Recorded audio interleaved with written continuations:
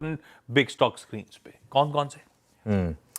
देखिए मेरे ख्याल से आज जो मैं सबसे पहला स्टॉक ले रहा हूँ, थोड़ा सा ब्रोकरेज को प्रीएम्प्ट कर रहे हैं, वेदांता को ग्रीन ले रहा हूँ मैं। एक करके सब ब्रोकरेज ने यहाँ टारगेट अपग्रेड किए हैं।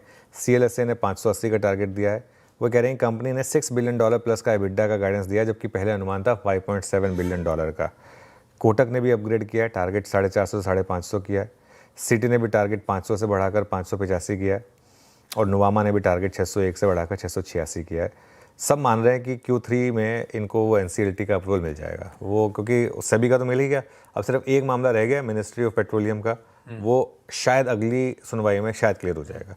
तो इस वजह से ये मुझे लग रहा है कि, और वैसे भी क्रूड जिस तरीके से ऊपर भाग रहा है, मेटल्स जिस तरीके से ऊपर भाग रहे हैं, वेदांता की 5 उंगलियां घी में और सर कढ़ाई में, तो ये वो वाला मामला है। मैं थोड़ा सा सुबह गलती कर गया, मैं ये भूल गया कि HPCL के नंबर्स पर रिएक्ट करना है, BPCL के नंबर्स पर रिएक्ट करना है।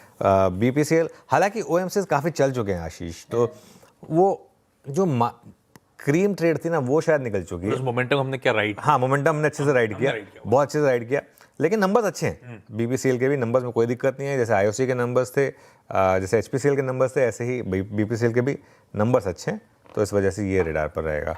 मेरे ख्याल से आज मैं वॉच आउट करूँगा गोदरेज कंज्यूमर को। गोदरेज कंज्यूमर के नंबर्स मुझे अच्छे लगे मोटा मोटी, क्योंकि देखिए एस्टिमेट को इन्होंने मीट किया है, रेवेन्यू में, EBITDA में भी एस्टिमेट को मीट किया है। प्रॉफिट में आपको थोड़ा सा मिस दिखाई देगा, लेकिन वो एक 30 करोड़ का वन टाइम लॉस है इनको, उस वजह से है। और वॉल्यूम ग्रोथ मुझे इनकी अच्छी लगी, 3%, 1 to 2% की एक्सपेक्टेशन थी, उसके मुकाबले 3% की वॉल्यूम ग्रोथ है, तो ये नंबर अच्छा माना जाएगा। पतंजलि के नंबर्स अच्छे हैं, आई थिंक पतंजलि 2-3 दिन से चल भी रहा है, और इसमें FMCG का जो बिज़नेस है इसने काफ़ी अच्छा किया। हालांकि इनका जो प्रॉफिट है उसमें एक वन टाइम बूस्ट है, 141 करोड़ का जो नंबर है, टैक्स क्रेडिट है, उसकी वजह से बूस्ट मिला है। लेकिन रेवेन्यू EBITDA नंबर्स पर आ जाइए फटाफट। रेवेन्यू 21% बढ़ा है और EBITDA 20% बढ़ा है। मुझे ये दो नंबर अच्छे लगे पतंजलि के केस में, इसके लिए ग्रीन में लिया है।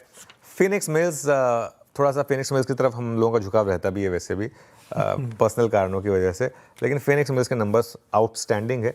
वो खैर वैसे एक्सपेक्टेड भी है। फिनिक्स मिल्स जो है ना, एक मशीन बन चुकी है। अब अगर आप देखें ना, मैंने बहुत पहले एक बार बात कही थी कि अगर आप इनकी सिर्फ पार्किंग के बिजनेस देख लेंगे ना, उसी में इतना बना लेते हैं ये, मतलब 10 फ्लोर की पार्किंग, उसमें पार्किंग मिलती नहीं है वीकेंड पे।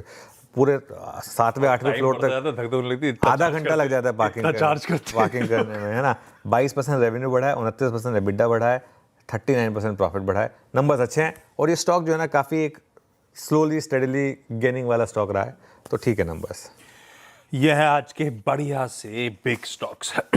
रखना है किसी वेदांता को रडार पे, प्रीएम्प्ट कर रहे हैं, लेकिन इन ग्रीन है।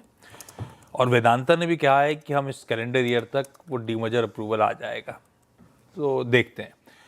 BPCL इन ग्रीन रख रहे हैं, हालांकि चला हुआ है, और वो जब चला था तो सारे OMCs पे लगातार रिकमेंडेशन आपने सुनी है इस प्लेटफॉर्म पे, रोज सुबह 8 से 9 मुनाफे की तैयारी में। उस तेजी को हम ऑलरेडी भुना चुके हैं, लेकिन नंबर से कोई कंप्लेंट नहीं, थम्स अप है। गोदरेज कंज्यूमर कुछ वन ऑफ हो सकते हैं, अदरवाइज नंबर्स में अपना स्ट्रेंथ है।